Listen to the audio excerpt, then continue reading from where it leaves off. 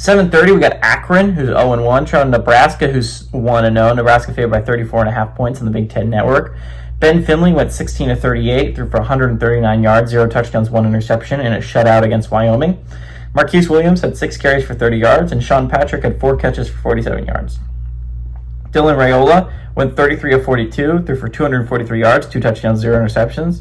Emmett Johnson had 25 carries for 108 yards, and Isaiah Hunter had 6 catches for 65 yards and a touchdown. Nebraska's 1-0 against Akron all the time. They played in 1997, and Nebraska won 59-14 at home. Nebraska is coming off a very solid win on the road against Cincinnati, right? Not really on the road. They played in the Kansas City Arrowhead Stadium, so it was kind of like a neutral field, technically speaking, against Cincinnati. But that's a big game to go and get out of a conference, right? Go get a Power 4 win out of conference against Cincinnati. Again, those games are going to help you. I think when you're Nebraska, I think they start out I think they start out in the Big Ten play. I might be wrong They started with Michigan, so that's going to be a massive game in a couple weeks. Nebraska has 2 games to get ramped up to that level.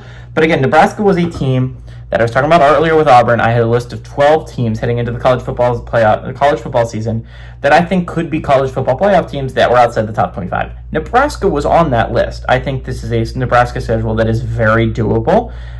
They only play 2 ranked teams on their schedule right now, which is Michigan and Penn State. If you could find a way to win one of those if you're Nebraska, that would just be a massive W. The schedule works out for you pretty well that you don't play that many great Big Ten teams. Again, you avoid Ohio State, you avoid Oregon. The likelihood of them going to Penn State and winning, I would say, is low. So the Michigan game kind of becomes a really, really important game for Nebraska's season, but they were able to avoid Illinois. They were able to avoid, obviously, 2 of the other really big Big Ten programs in Ohio State and Oregon, right?